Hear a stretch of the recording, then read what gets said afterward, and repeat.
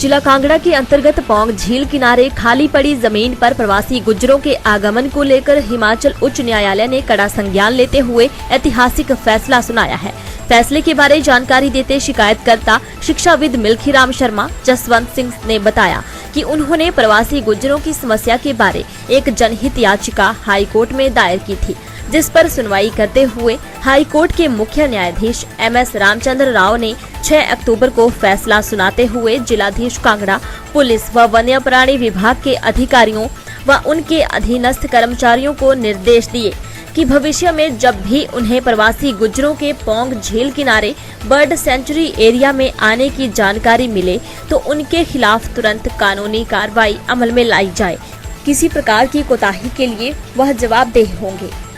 तक ये बाहरी राज्यों से आए हुए गुज्जरों का मसला था। ये लोग बिना किसी पहचान पत्र के, बिना किसी अधिकार पत्र के, बिना किसी ग्रेजिंग परमिट के कुछ अधिकारियों की मिलीभगत से यहाँ पर अवैध रूप से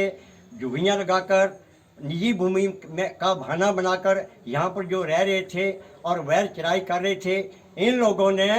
इस साल जो वाइल्ड लाइफ सेंचुरी है वहाँ पर जीव जंतुओं के हैबिटेट और उनके अंडों का बहुत भारी नुकसान किया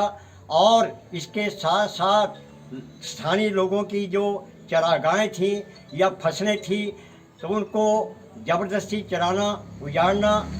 मना करने पर डराना, धमकाना या खुले में शौच करना, गंदगी फैलाना और ऐसे जो थे ये क्राइम कर रहे थे। तो इस मसले को बड़े बड़े अधिकारियों के समक्ष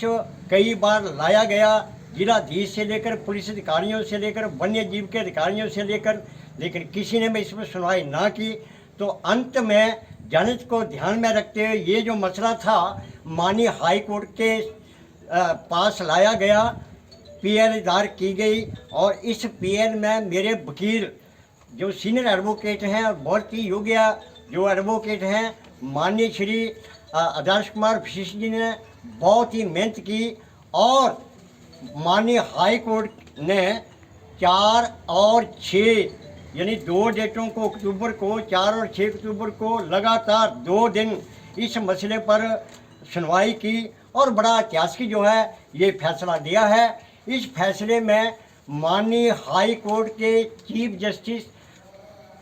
परम श्रेय परम पूजनीय MS रामचंद्र जी राव जी एवं honourable justice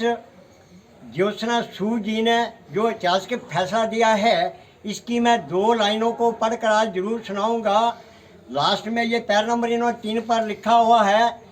V hope and trust that the respondents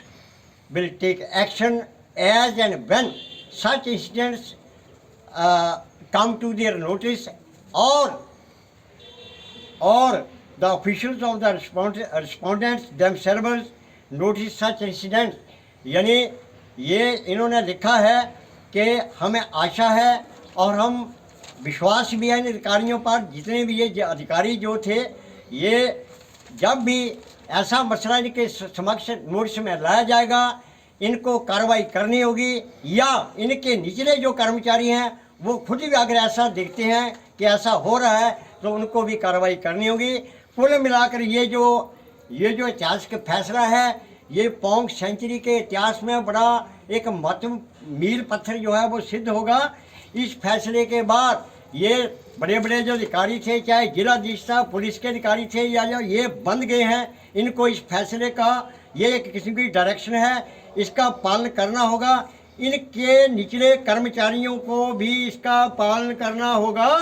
और ये जो है अब इनकी कृपा दृष्टि जो थी इससे ये वंचित हो गए हैं और इसी के साथ साथ लगभग सेंचुरी के गिर्द के 150 गांवों के कम से कम 50,000 लोगों को इस समस्या से आने वाले भविष्य में निजात दिलवाई है। और जब भी जनहित का कोई भी ऐसा काम होगा चौहान जी, मैं उस मसले को उठाता हूँ और उठाता रहूँगा। आपका बहुत बहुत धन्यवाद। दिव्य हिमाचल टीवी के लिए जवाली से संजीव राणा की रिपोर्ट।